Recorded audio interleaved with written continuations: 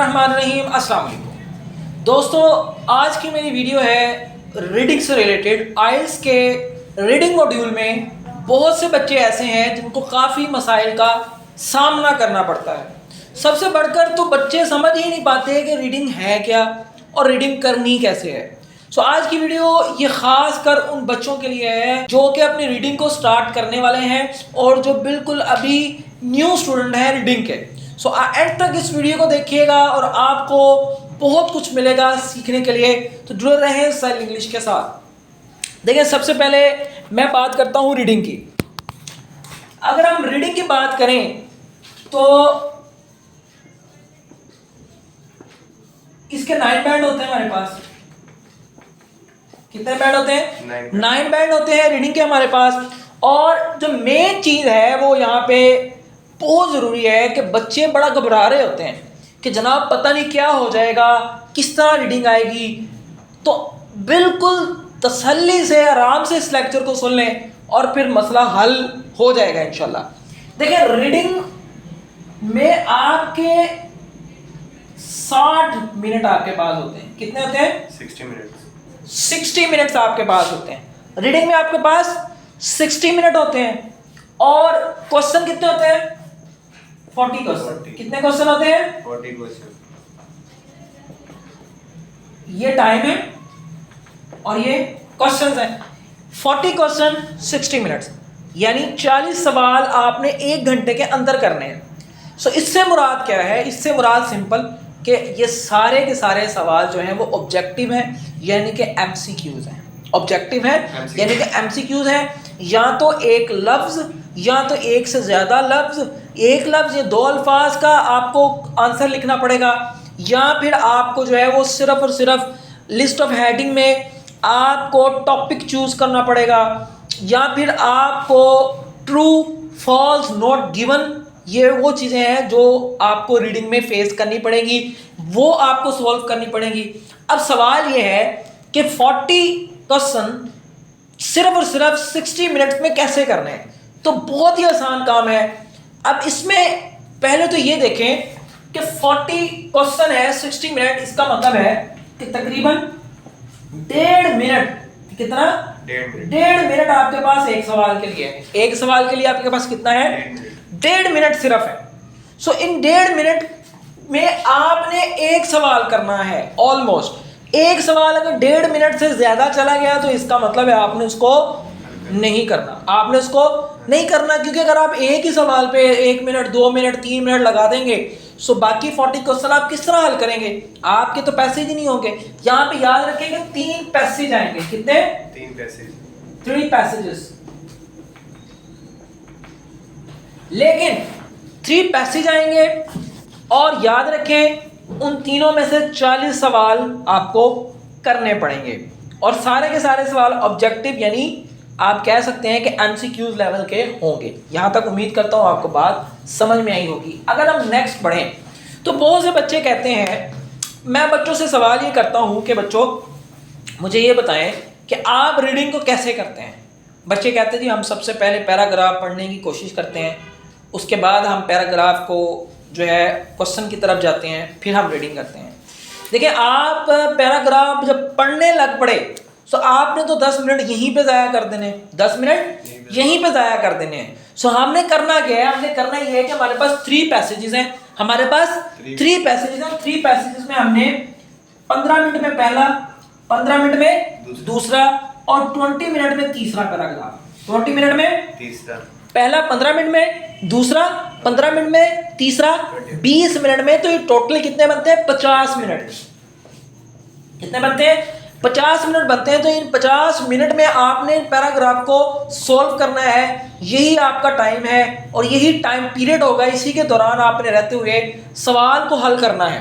लेकिन सवाल ये है कि जिस वक्त आप रीडिंग में चले जाएंगे, पैराग्राफ को समझने में चले जाएंगे, तो फिर ये किस तरह हल करेंगे? तो आंसर ये है, याद रखें आइल्स के स्टूडेंट बच्चे याद रखें गौर में कि रीडिंग में पैसेज को समझना बिल्कुल भी नहीं चाहिए।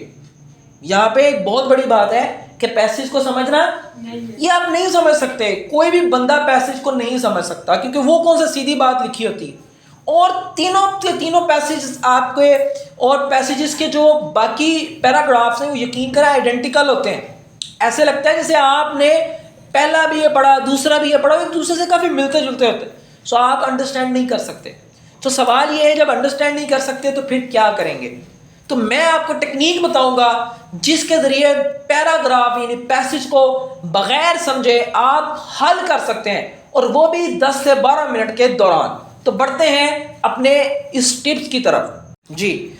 सो रीडिंग में अब मैं आपको ट्रिक बताऊंगा कि किस तरह आपने पैसेज को सॉल्व करना है। सबसे पहले याद रखें, फॉर एग्जांपल आपके पास एक पैसेज है, आपके पास एक पैसेज है जिसके कुछ पैराग्राफ्स हैं 1 2 3 4 5 6 7 और 8 और 9। मैं मिसाल दे रहा हूँ, आपके पास एक पैसेज है जिसके कुछ पैराग्राफ्स हैं आपके सामने, और आगे नेक्स्ट आपको 1 से 13 तक, फॉर एग्जांपल 1 से 5 तक आपके पास क्वेश्चन है। आपके पास क्या है?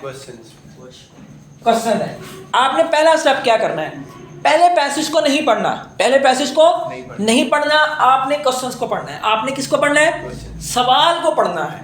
अब मिसाल के तौर पे आपके पास सवाल नंबर 1 है, सवाल नंबर 1 को पढ़ लें, सवाल नंबर 1 को पढ़ लें, उसमें से एक कीवर्ड ले लें, उसमें से एक कीवर्ड। फॉर एग्जांपल अगर एक सवाल है उसमें कीवर्ड है वर्टिकल फार्मिंग, वर्टिकल फार्मिंग। सो ये वर्टिकल फार्मिंग आपको जगह पे लगा नजर आया।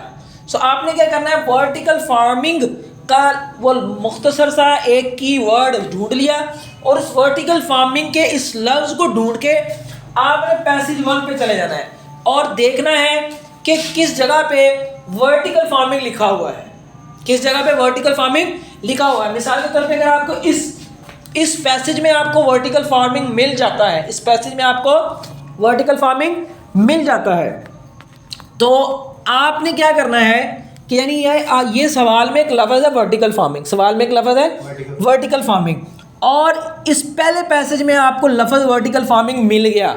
सो आपने 3 लाइंस पहले वाली और 3 लाइंस बाद वाली पढ़ लेनी है, उससे आपको आंसर श्योर हो जाएगा, और ये 1 मिनट में ही करना है। उसमें कोई ज़रूरत नहीं पूरे पैसेज को पढ़ने की, कोई ज़रूरत नहीं पहले एक पूरा पढ़ने की। यानी आपके पास पहला पैराग्राफ है ना, तो आपको ज़रूरत नहीं है पूरे को पढ़ने की, सिर्फ आपने क्या करना है? कीवर्ड लेना है, उस कीवर्ड की पहली 3 लाइनें और आखिरी 3 लाइनें पढ़ लेनी है। इसके बाद आपके पास आंसर, इसके बाद आपके पास आंसर आ जाएगा। बात समझ में आ रही है? आप सब समझ रहे हैं? सो क्या करना है? सबसे पहले आपने कीवर्ड ले लेना है, कीवर्ड को डायरेक्ट जाके पढ़ना है, और उसी में से आपने आंसर फाइंड आउट करके लिख देना है, उसी में से आंसर फाइंड आउट करके आपने लिख देना है। लेकिन अब दूसरी मिसाल हम ये लगाते हैं कि मिसाल के तौर पे, अब दूसरी मिसाल क्या है कि मिसाल के तौर पे क्वेश्चन नंबर 1 की हमारे पास कीवर्ड नहीं मिलता, क्वेश्चन नंबर 1 का पहले पैराग्राफ में कीवर्ड नहीं मिलता, तो दूसरे में चले जाओ, दूसरे में नहीं मिलता तो तीसरे में चले जाओ, दूसरे में नहीं मिलता तो तीसरे में चले जाओ। देखना कीवर्ड ये, पहले में गए, दूसरे में गए, तीसरे में गए, हमें कीवर्ड नहीं मिला, तो क्या करना है? चौथे में चले जाना है? नहीं, छोड़ दें। क्या करें? छोड़ दें। फिर क्वेश्चन नंबर 2 की तरफ चले जाएं, क्वेश्चन नंबर 2 की तरफ चले जाएं और इसका कीवर्ड लें, पहला पैसेज पढ़ें, दूसरा पढ़ें, तीसरा पढ़ें। अगर आपको नहीं मिल रहा तो क्या करें? छोड़ दें। फिर क्वेश्चन नंबर 3 की तरफ आ जाएं, क्वेश्चन नंबर 3 की तरफ आ जाए, तो जिस वक्त क्वेश्चन नंबर 3 को आप देखेंगे, मैं गारंटी से कहता हूं कि आप पहला और दूसरा तीसरा पढ़ने की ज़रूरत ही नहीं। आपने जब चौथा पैसेज पढ़ना है तो आपके पास पहले का भी आंसर आ जाएगा, दूसरे का भी आ जाएगा। कैसे? क्यों? क्योंकि आप इसको 2 से 3 दफ़ा तो पढ़ चुके हैं, 2 से 3 दफ़ा तो पढ़ चुके हैं। जब चौथा भी पढ़ चुके होंगे तो ये भी क्लियर हो जाएंगे, और ये सवाल भी आपको बआसानी क्लियर हो जाएगा।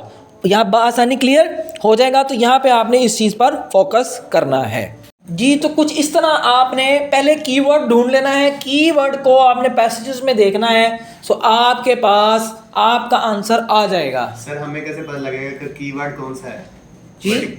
हमें कैसे पता लगेगा कि कीवर्ड कौन सा है वर्टिकल फार्मिंग में? अच्छा, यानी जैसे मैंने, आप ये कहना चाह रहे हैं कि जैसे मैंने ये वर्टिकल फार्मिंग लिखा, ये एक लफ्ज़ है, कीवर्ड है, कीवर्ड। मिसाल के तौर पे कुछ भी आ सकता है यहाँ पे। सो हमें कैसे पता चलेगा कि कीवर्ड कौन सा है? बिल्कुल। सो इसमें आंसर ये है कि जो कीवर्ड होता है ना वो डिफरेंट होता है। बाकी जितने आपके पास अल्फाज होते हैं वो नॉर्मल होते हैं, वो नॉर्मल होते हैं। Just like you can say that what do you think about this, what do you think about the other thing, other plants are like. So बाकी सारे नॉर्मल अल्फाज होते हैं। कीवर्ड एक स्पेशल वर्ड होता है, कीवर्ड एक स्पेशल वर्ड होता है। तो आप जिस वक्त प्रैक्टिस करेंगे आपको पता चल जाएगा। वो प्रैक्टिस की ज़रूरत पड़ेगी, आपको बुक्स की ज़रूरत पड़ेगी, नोट्स की ज़रूरत पड़ेगी। वो आप जब प्रैक्टिस करेंगे आपके इल्म में आ जाएगा। तो सबसे पहले आपने क्या करना है, आपने कीवर्ड ढूंढा, पैसेजेस में देखा, उसकी 3 लाइनें आगे पढ़ी, 3 लाइनें पीछे पढ़ी। और खुदारा यहाँ पे एक चीज़ मैं बच्चों को बताना चाहूँगा कि एक सवाल पे खुदारा वक्त ना लगाएं, वक्त ना लगाएं। 1.5 मिनट में होता है तो ठीक है, नहीं तो आगे चले जाएं। 2 अगला होता है तो ठीक है, नहीं तो नेक्स्ट कर लें। होगा क्या कि आप एटलीस्ट उस पैराग्राफ को पढ़ चुके होंगे। फिर जिस वक्त आप नेक्स्ट पे जाएंगे सो एक सॉल्व हो जाएगा, दूसरा सॉल्व हो जाएगा, तो डेफिनेटली आपके पास बाकी जो है वो कम ऑप्शन मौजूद होंगे, कम ऑप्शन मौजूद होंगे चूज़ करने के लिए, और आसानी आप उनमें से कुछ ना कुछ चूज़ कर लेंगे। तो ये बहुत ही आसान मेथड है कि 1 मिनट से 2 मिनट से ज़्यादा नहीं लगाना। सिर्फ आपने पैराग्राफ पकड़ना है और उसमें कीवर्ड ढूंढना, 3 ऊपर 3 नीचे लाइन पढ़ के आपने उसको तसल्ली से कर लेना है। अब ये पहला मेथड है, ये पहला मेथड है। सेकंड मेथड क्या है, उस पर हम तबसरा कर लेते हैं। फॉर एग्जांपल मिसाल के तौर पे यहाँ पे बच्चे कहते हैं कि सर पैराग्राफ की हमें समझ नहीं आ रही, वोकैब की हमें समझ नहीं आ रही। तो इसमें टेक्निक है skimming and scanning. Skimming and scanning से मुराद है कि आप सिर्फ उसको देखते जाएं, आप उसको इस हद तक देखें कि जो अल्फाज आपको समझ में आ रहा है आप उसको समझते रहें, जो नहीं आ रहा उसको छोड़ दें, जो नहीं आ रहा उसको छोड़ दें। और अपने मुतल्लिका आंसर को लेने के लिए आप सवाल को पहले ज़हन में रखें। किसको ज़हन में रखें? सवाल को फर्स्ट ऑफ ऑल आप कीप इन योर माइंड। अगर आप क्वेश्चन हल करना चाहते हैं तो सबसे पहले सवाल को हल कर ज़हन में रख के उसके आंसर आपने सॉल्व करने हैं। सो आपको इस तरह पता चल जाएगा। अब नेक्स्ट थिंग है प्रैक्टिस कैसे की जाए, नेक्स्ट थिंग है प्रैक्टिस कैसे की जाए। देखिए मैंने आपको बताया कि पहले पैराग्राफ को आपने 15 मिनट देने हैं, दूसरे को 15 देने हैं और तीसरे को 20 मिनट देने हैं, जो कि टोटल 50 मिनट हो जाएंगे। ये तो 10 मिनट आपके बचे हैं। इन 10 मिनट में आपने क्या करना है? इन 10 मिनट में आपने कुछ नहीं करना, जो सवाल आपके छूट गए हैं वो करने हैं, जो सवाल आपके छूट गए हैं वो करने हैं। और दूसरी बात, बार बार घड़ी को मत देखें, बार बार घड़ी को मत देखें, कंफ्यूज हो जाएंगे। और याद रखें जिस वक्त आप एक दफ़ा कंफ्यूज हो गए फिर कंफ्यूजन चलती ही रहेगी, कंफ्यूज होने की ज़रूरत नहीं है। मैं गारंटी से कह सकता हूँ इंशाल्लाह आप इस पैटर्न को फॉलो करोगे सो आप हर तरह का क्वेश्चन सॉल्व ईजिली कर लेंगे। बहुत आसान काम है। फिर प्रैक्टिस के लिए क्या किया जाए? प्रैक्टिस के लिए ये किया जाए कि एक पैसेज लिया जाए, एक पैसेज, उस पैसेज को सेम इस पैटर्न से क्वेश्चन पढ़े जाए, कीवर्ड लिया जाए और उसको पहले पैराग्राफ में फिर सेकंड पैराग्राफ में पढ़ा जाए, फिर आंसर उसमें से फाइंड आउट कर लिए जाए। लेकिन आंसर नहीं देखने, आंसर नहीं देखने। फिर उस पैसेज को आपने रख देना है साइड पे, फिर दूसरे काम करें, फिर उसको 2 या 3 घंटे बाद उसी पैसेज को सेम आपने सेम काम करना है, फिर आंसर लिख लेने हैं। फिर आपने तीसरी दफ़ा भी 2 या 3 घंटे बाद उसी पैसेज को लेना है। एक दिन में सिर्फ एक दिन में सिर्फ एक पैसेज जब आपने लेना है, आपने करना है। सो उसको जब आप हल करेंगे, उसको जब आप हल करेंगे सो फिर तीनों दफ़ा एक पैसेज को जो सोल्व आपने किया होगा उसके आंसर मैच कर लीजिएगा, उनके आंसर मैच कर लीजिएगा। अगर फॉर एग्जांपल तीनों दफ़ा एक क्वेश्चन आपका तीनों दफ़ा ठीक है, पहला क्वेश्चन आपका तीनों दफ़ा ठीक, इट मीन्स आपकी अंडरस्टैंडिंग बेटर है, इट मीन्स आपकी अंडरस्टैंडिंग बेटर है। यानी आपने फर्स्ट टाइम एक क्वेश्चन नंबर 1 का आंसर फाइंड किया, ठीक है, सेकंड टाइम किया, ठीक है, थर्ड टाइम किया, ठीक है।